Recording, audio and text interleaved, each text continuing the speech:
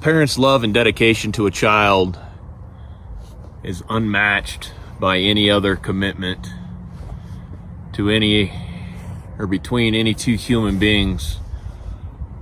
It's only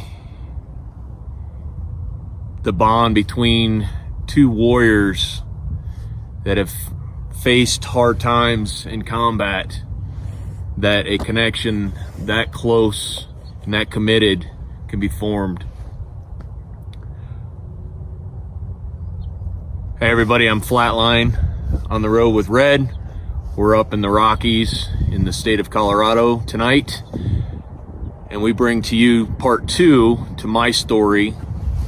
But before I begin, I've got an administrative correction and a personal clarification statement that I need to make before I dive into the second installment of my story. The administrative correction is in the trying to recall all the dates and the speed in which I made that last video. I was actually off on my dates. My suicide attempt was in March of 2010. It was in October of 2010 that I got notified that I was definitely going back to Afghanistan. Shortly after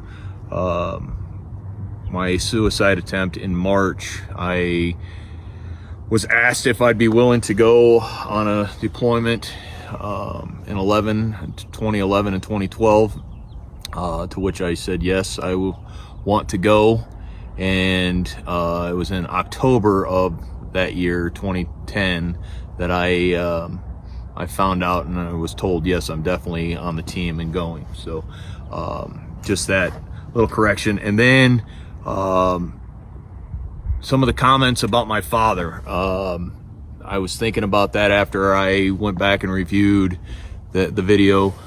My father was a great father, or still is a great father. Our issues were that we were too similar in personalities, and his oldest son, who happens to be in this video, is a bit of a stubborn ass and wanted to try and learn and do things his way. So that caused some conflict, and he and I did not have the knowledge and the experience to resolve those conflicts, and so that's where it is what it is. And we've gotten through it, and we talk very well, and I have nothing but the utmost respect. I just wanted to clarify that, because when I went back and reviewed, it sounded like I was saying my dad was an asshole, and he can be, I'm not gonna lie, but so can I, and anybody's not. He is a man of great integrity and a strong personality, and like I said, we just had conflicting bullheaded ways of dealing with stuff, and a lot of it was just because we were so similar in our personalities. And my grandmother, who I will actually speak about in this part, used to say we were two peas in a pod, and that's why we can't get along. And now we get along great. So just so I clarify that, we're going to move into the second part of my story. So March happens, my daughter comes down the hall, startles me out of that temporary moment. It really wasn't temporary, because I'd been thinking about it and contemplating it and planning it, and how it was going to happen played over and over in my mind and on constant repeat. If I was not actively engaged or distracted by something, that's pretty much just what played over and over in my mind.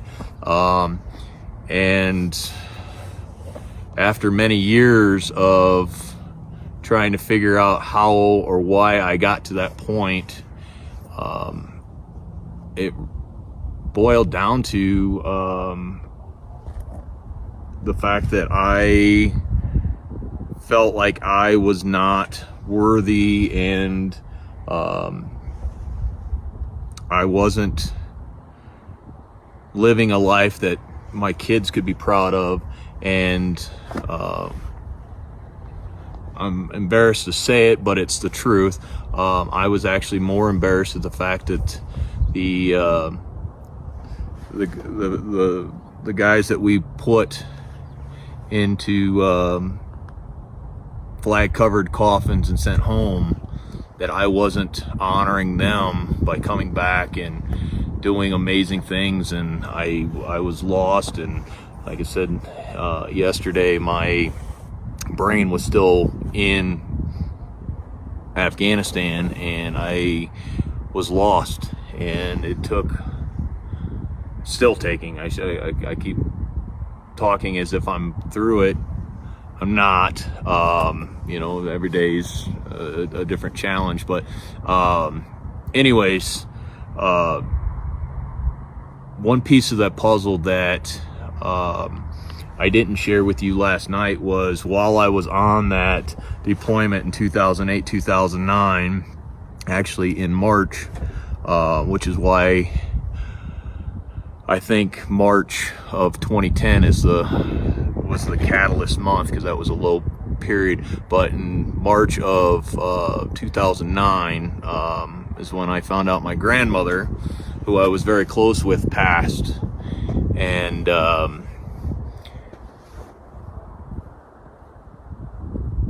I got notified, and are you going home? Are you going to go home for the funeral? To which I just said no. I need to be here for my guys, and I'll deal with it when I get home.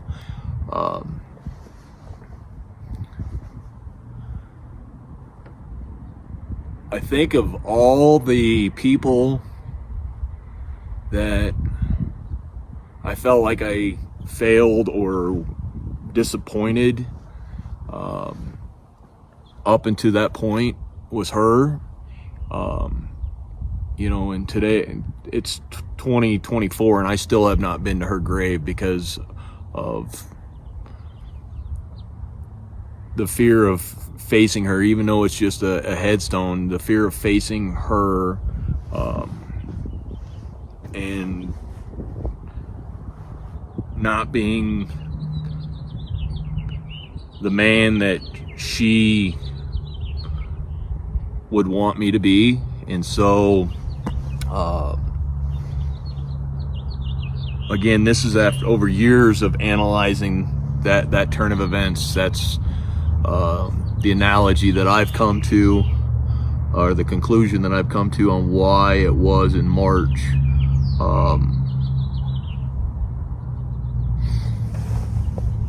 that I subconsciously chose to attempt my first suicide attempt. Anyways, shortly after that,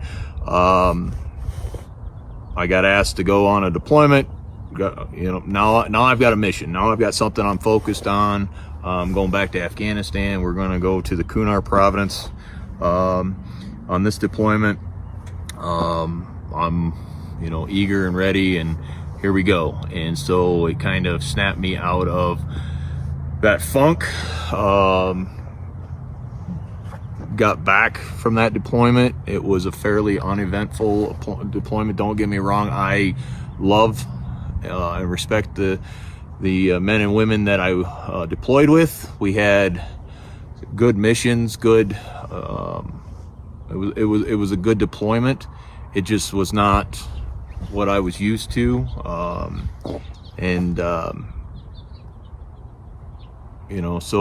But I'm not disappointed in the deployment. It was just, again, just not what I was expecting. So, can't control that. So there we go. I get home.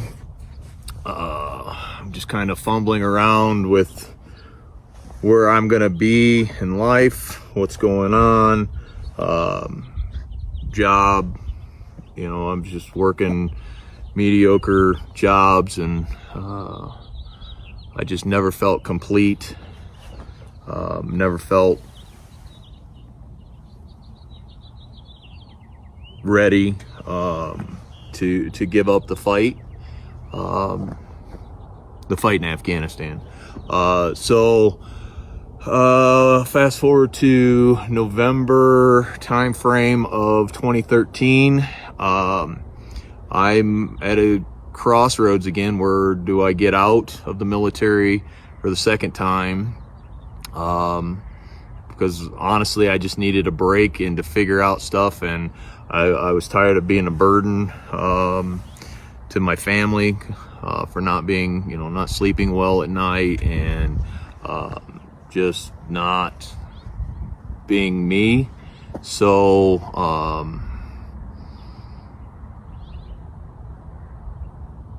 I actually went out into the woods on the farm that I grew up on. I was just walking, and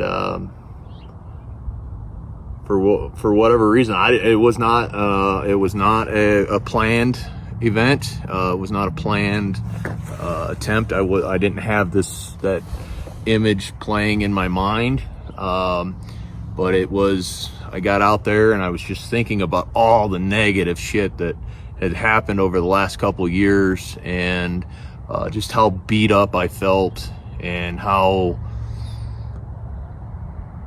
inadequate I felt. And before I know it, I actually had removed my pistol from my holster and had it in my hand, and had, fortunately at that point, I was aware of what I was doing, and was like, hey, dumbass, that's not an option. And so that was the last time that I had gotten to that point. Now we get, so it's the second attempt, and now I have about 6 months where I'm just taking all that shit, all those emotions, and I'm just packing them away and hiding them, and I buried them in the back of my mind. I didn't even think about it. Everything but the nightmares disappeared, and I just was like, okay, life is what it is. I'm just gonna see the outcome, and I'm not gonna put any added pressure on me or on myself. So now we fast forward to July of 2014. I find myself, my break is over. I'm back in uniform, and that's where I remained until August of 2023, which is when I had to just separate myself, because playing in two different worlds was not for me anymore. So anyways, that's part two.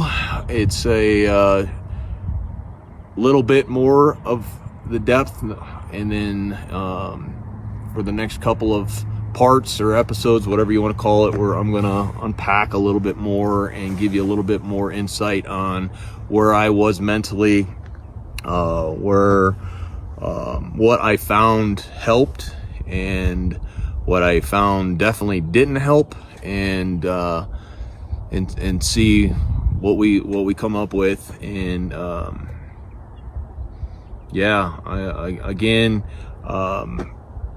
I appreciate those that have reached out to encourage me to share my story.